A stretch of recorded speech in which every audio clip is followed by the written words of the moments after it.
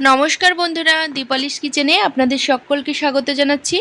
আজকে আমি খুবই সহজ পদ্ধতিতে ও অল্প একটু সময়ের মধ্যে তাল থেকে কাই বার করে দেখাবো।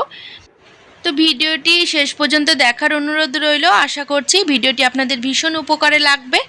তো তালের খোসা ছাড়িয়ে নেব, তার জন্য তাল ভালো করে আগে ধুয়ে নিয়েছি। এবার মাটিতে এইভাবে 2 থেকে 3 বার বাড়ি দিলেই কিন্তু তালের ওপরের খোলাটা অনায়াসে ছেড়ে যাবে। তারপরে তালের খোসাগুলোকে আস্তে আস্তে ছাড়িয়ে নিতে হবে। বন্ধুরা, তালের খোসা ছাড়ানো থেকে শুরু করে তালের কাই বার করে নেওয়া পর্যন্ত অনেকটা ঝামেলার কাজ বা অনেকটা সময় লেগে যায়, যার কারণে অনেকে তালের রেসিপি কিন্তু বানানি না। তো তাদের জন্য আজকের ভিডিওটি ভীষণ হেল্পফুল হবে। তো তালের খোসা যদি না ছাড়তে চাই, সেক্ষেত্রে একটি কাঁটা চামচের সাহায্যে এইভাবেও তালের খোসাগুলোকে একটুখানি খোঁচা দিলে অনায়াসে মুখটা খুলে যায়, আর এইভাবে তালের খোসাগুলো খুবই সহজে ছাড়ানো যায়। তো এইভাবে কিন্তু তালের খোসা অনায়াসে ছাড়িয়ে নিতে পারবেন। বন্ধুরা, ভিডিওটি ভালো লাগলে অবশ্যই একটি লাইক করে দেওয়ার অনুরোধ রইল, আর ভিডিওটি কেমন লাগলো সেটি অবশ্যই কমেন্ট বক্সে জানাবেন। তো এখানে কিন্তু তালের খোসা আমি সম্পূর্ণভাবে ছাড়িয়ে নিয়েছি। এবার এই তালটাকে ভাগ করে নেব, তার জন্য আবার কাঁটা চামচের ব্যবহার করে এইভাবে তালটাকে ভাগ করে নিতে হবে। এটি কিন্তু খুবই সহজ পদ্ধতি বন্ধুরা, একদম ম্যাজিকের মতো চটজলদি হয়ে যায় কাজটি। এইভাবে একদিন তালের খোসা ছাড়িয়ে কাই বার করে দেখতে পারেন বাড়িতে, আপনাদেরও সহজ বলেই মনে হবে। তো তালের দেখতে পাচ্ছেন ভাগ করে নিয়েছি। এবার তালের মধ্যে হাফ চা চামচ মতো লবণ দিচ্ছি।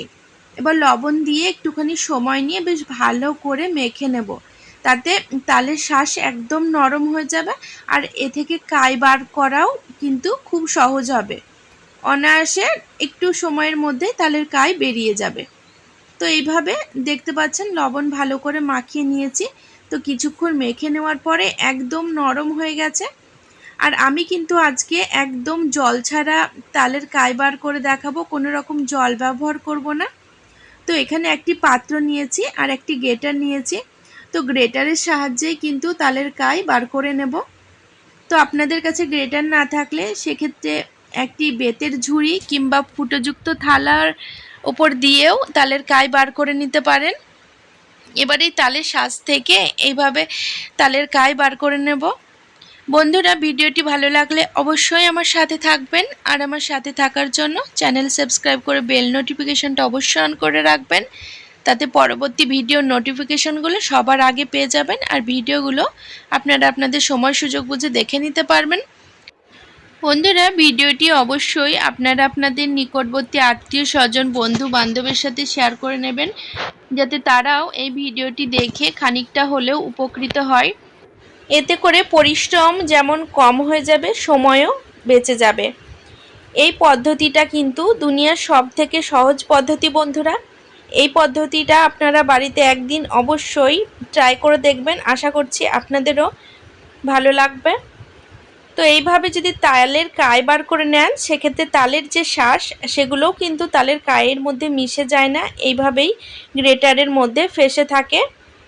তবুও রান্না করার আগে ছেঁকে নেওয়াটা একবার দরকার, যার কারণে আমি ছেঁকে নেব। তার জন্য একটি বড় সাইজের ছাঁকনি নিয়েছি, আর এই ছাঁকনির সাহায্যে ছেঁকে নেব। আপনাদের কাছে যদি ছাঁকনি না থাকে, সেক্ষেত্রে আপনারা পাতলা সুতির কাপড়ে করেও ছেঁকে নিতে পারেন।